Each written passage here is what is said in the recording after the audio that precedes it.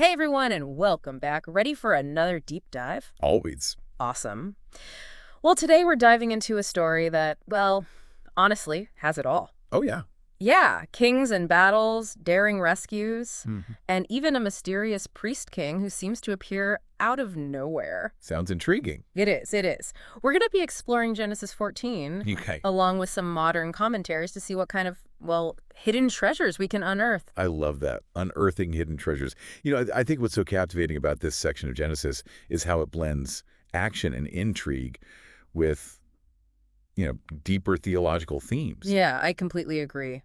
We get a glimpse into the ancient world's political and religious landscape, Yeah. but we're also challenged to think about, the nature of faith, loyalty, and where true wealth really comes from. Definitely, yeah. Okay, so to set Yeah. the stage, we find ourselves in the ancient Near East, Okay. where a powerful king named Chedorlaomer rules over a vast territory. Right. For 12 years, he's forced 5 kings, including the rulers of the, well, infamous Sodom and Gomorrah, Yeah. to pay him tribute. But then, boom, rebellion. Exactly.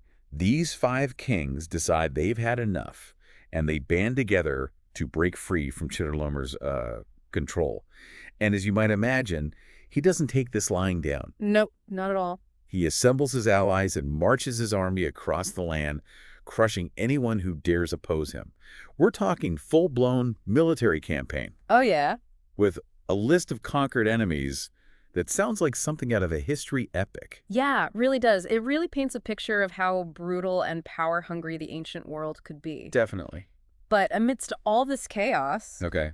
we're introduced to a man named Abram, Right. later known as Abraham, of course. Yeah. He's described as a Hebrew. Okay. This is actually the first time this term appears in the Bible, Interesting. and he's living peacefully in the land of Canaan. Right. And this term Hebrew is significant because it suggests Abram is an outsider, someone who has crossed over from another land.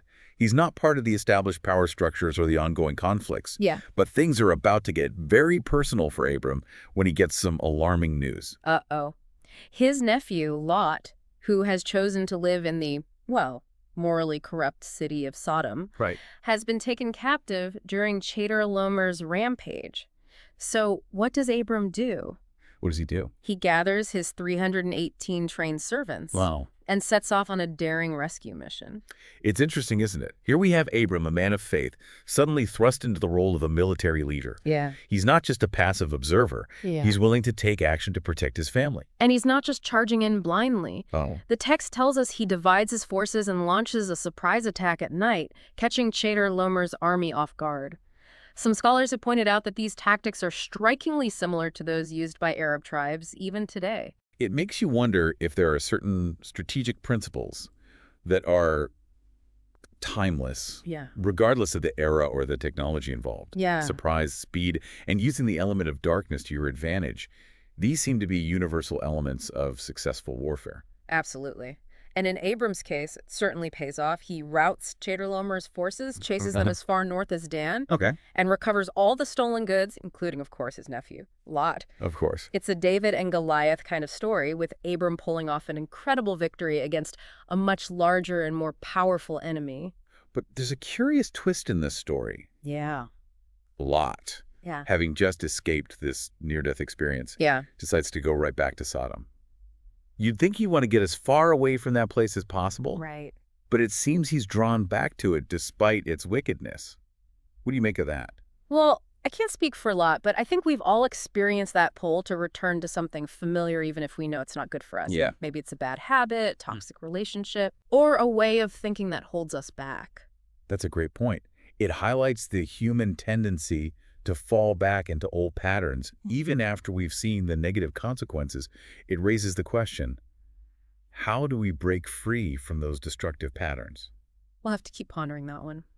But for now, let's move on to Abram's journey back home, because this is where things get really interesting. As he's traveling south, he encounters a figure shrouded in mystery. Melchizedek, the king of Salem. Salem, which we now know as Jerusalem, was a city steeped in religious significance even in those ancient times. Yeah. And Melchizedek, whose very name means king of righteousness, is described as a priest of God Most High. Right, and that title, God Most High, or El Elyon in Hebrew, Yeah. suggests that Melchizedek worships the true God even though he's not part of Abram's lineage or the covenant God has made with him. And here's the really fascinating part. Melchizedek comes out to greet Abram with bread and wine, offering him a blessing in the name of God Most High. This simple act speaks volumes about his character and his understanding of hospitality and spiritual authority. It's like he's recognizing something special in Abram, even though they come from seemingly different worlds. And Abram's response is equally intriguing. He gives a tenth of all his possessions to Melchizedek, acknowledging the king priest's spiritual authority. This act of tithing is significant because it shows that Abram sees Melchizedek as more than just a political leader. Right. He recognizes him as a spiritual guide, someone worthy of respect and honor. It raises so many questions. Where did Melchizedek come from? Yeah. What is the source of his authority, and why does he disappear from the narrative so abruptly? This encounter is just packed with intrigue and mystery, isn't it? And it sets the stage for even deeper theological reflections. But I think we've covered a lot of ground for today, and I'm eager to hear what stands out to you so far. What are you finding particularly interesting or thought-provoking? Let's pick back up on our next deep dive. We'll delve deeper into the significance of Abram's refusal to accept worldly riches Okay. and explore the striking parallels between Melchizedek and a figure who would come centuries later, Jesus Christ. Looking forward to it. So Abram has just encountered Melchizedek, this mysterious king priest, and given him a tenth of all his possessions. Yeah. What's fascinating is that immediately after this, we see Abram make another significant decision, one that really highlights his character. Oh, you're talking about his interaction with the king of Sodom, right? Exactly. After all that Abram has been through rescuing Lot, defeating Chedorlaomer, the king of Sodom, comes to him with what seems like a pretty generous offer. Yeah, the king says to Abram, give me the persons and take the goods for yourself. So basically, he's offering Abram all the spoils of war. Right. All the loot they've recovered from Chedorlaomer. Think about it. Abram could become incredibly wealthy from this one decision, Yeah, that's a tempting offer, for sure. especially after such a grueling campaign. What does Abram do? Well, he refuses point blank. Oh, wow. He tells the king of Sodom, I have raised my hand to the Lord God Most High, the possessor of heaven and earth, that I will take nothing from a thread to a sandal strap, and that I will not take anything that is yours, lest you should say, I have made Abram rich. That's a powerful statement. It is. Abram was drawing a clear line in the sand. Yeah. He's saying that his wealth and prosperity come from God, Right. not from earthly kings or the spoils of war. It reminds me of that saying, you can't serve both God and money. Oh, yeah. Abram is choosing to serve God, even when it means turning down a king's offer. It makes you wonder what was going through Abram's mind at that point. Yeah. Was he tempted at all? Or was this a decision he made without a moment's hesitation? Whatever the case, it really does speak volumes about his integrity and his unwavering faith. Absolutely. And I think it challenges us to examine our own priorities. What are we willing to compromise for material gain? Where do we place our trust in earthly power or in God's provision? Abram's example is a powerful reminder that true wealth isn't measured in possessions, but in our relationship with God. There is one detail in this passage that I find really intriguing. While Abram refuses to take anything from the king of Sodom, he does allow his Amorite allies Aner, Eshcol, and Mamre to take their share of the spoils. Why do you think he made that distinction? That's a great observation. It shows that Abram isn't being rigid or legalistic in his approach. Yeah. He's not trying to impose his own convictions on others. He respects the customs of his allies and acknowledges their contribution to the victory. Okay. It's a subtle but important nuance that reveals Abram's wisdom and sensitivity. I hadn't thought about it that way, but that makes a lot of sense. It adds another layer to Abram's character, showing that he's not just a man of principle, but also a man of compassion and understanding. Right, he's not just blindly following rules, he's applying them with wisdom and discernment. But now, let's circle back to this enigmatic figure of Melchizedek. He appears so briefly in the narrative, yet his impact is profound. Yeah. He's a king and a priest, a combination that's rarely seen in the Bible. In fact, later in Israel's history, those roles were strictly separated. And remember, he's a priest of God Most High, Right. a title that emphasizes God's supreme authority and universal sovereignty. Yeah. It suggests a connection to the true God that transcends cultural boundaries and even predates Abram's covenant. Right. It's almost like Melchizedek is a glimpse into a much broader understanding of God's work in the world. Absolutely. And this is where things get really fascinating when we consider the New Testament.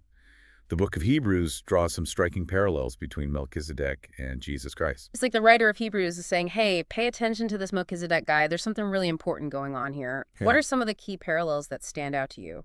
Well, for starters, Hebrews describes both Melchizedek and Jesus as without father, without mother, without genealogy, having neither beginning of days nor end of life.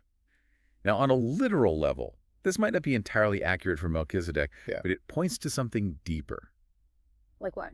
It's hinting at a priesthood that exists outside of the typical lineage and succession. Okay. It's a priesthood that transcends time and earthly limitations. Okay. And just like Melchizedek, Jesus is both king and priest. Yeah. He offers spiritual sustenance and blessings to his followers, just as Melchizedek offered bread and wine to Abram. Right. And we can't forget about Abram's refusal of worldly riches from the king of Sodom. This act foreshadows Jesus' rejection of earthly power and possessions. Exactly. Both figures prioritize spiritual wealth and kingdom values over material gain and worldly status. So we see these amazing connections between this ancient encounter with Melchizedek and the person of Jesus. It's almost like the writer of Hebrews is using Melchizedek as a lens through which to understand the unique and eternal nature of Christ's priesthood. That's really insightful. It's like Melchizedek is a kind of prototype, a foreshadowing of what is to come in Christ. But I have to admit, the fact that Melchizedek appears so suddenly and then vanishes just as quickly is a bit baffling. What do you make of that? Yeah, it's like he emerges from the mists of time, plays this pivotal role in Abram's journey, and then vanishes without a trace. It's almost as if his sole purpose was to bless Abram and then fade back into obscurity. What are we to make of this mysterious figure? It's one of those details that has puzzled scholars for centuries. The text offers no explanation for his lineage, background, or what became of him after this encounter. But I think that's part of what makes him so fascinating. He invites us to grapple with the mystery and consider the broader implications of his presence.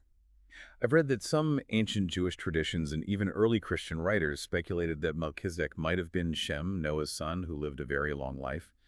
Do you think there's any merit to that theory? It's a common theory, but it raises a few problems. Why would Shem's name be changed to Melchizedek? And how did he come to rule in Salem? The text doesn't provide any hints to support this idea. It's certainly possible, but we have to acknowledge that it's mostly speculation. What about the idea that Melchizedek was a Canaanite prince who, unlike his neighbors in Sodom and Gomorrah, remained faithful to the worship of the true God? It's another possibility, and it would certainly explain how he knew about El Tilion and held such a position of spiritual authority. It would also suggest that even in a land riddled with idolatry and wickedness, there were still pockets of true faith, individuals who had not bowed the knee to Baal or the other Canaanite gods. Now, I know this might sound a bit out there, but I've also heard the theory that Melchizedek was a pre-incarnate appearance of Jesus Christ himself. Have you ever encountered that interpretation? I have, and it's definitely a bold claim. But the book of Hebrews does say that Melchizedek was made like unto the Son of God, which some interpret as a hint at a deeper divine nature.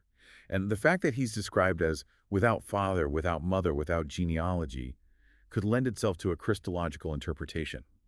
It's almost as if the writer of Hebrews is intentionally highlighting the similarities between Melchizedek and Jesus to make a theological point about the superiority and eternity of Christ's priesthood. Exactly. Whether you take a more literal or symbolic view of Melchizedek's identity, the key takeaway is that he represents a priesthood that is greater than the Levitical priesthood, a priesthood that ultimately finds its fulfillment in Jesus Christ. So as we wrap up our deep dive into this fascinating encounter, what are some key takeaways that you hope our listeners will carry with them?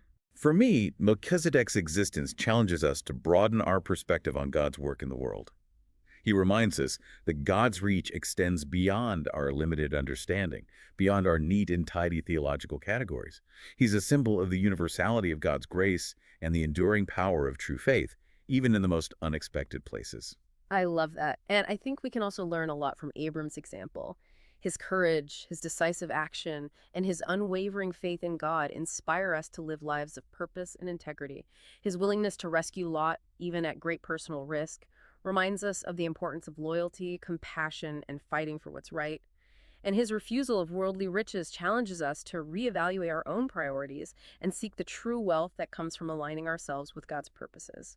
Well, we've covered a lot of ground today. We've explored the story of Abram's daring rescue of Lot, his encounter with the enigmatic Melchizedek, and the deeper theological significance of these events. It's a story packed with action, intrigue, and profound spiritual insights. But as always, there's still so much more to uncover. Exactly. Yeah. So until our next deep dive, keep exploring, keep questioning, and keep seeking those hidden treasures of wisdom and insight. Happy diving, everyone.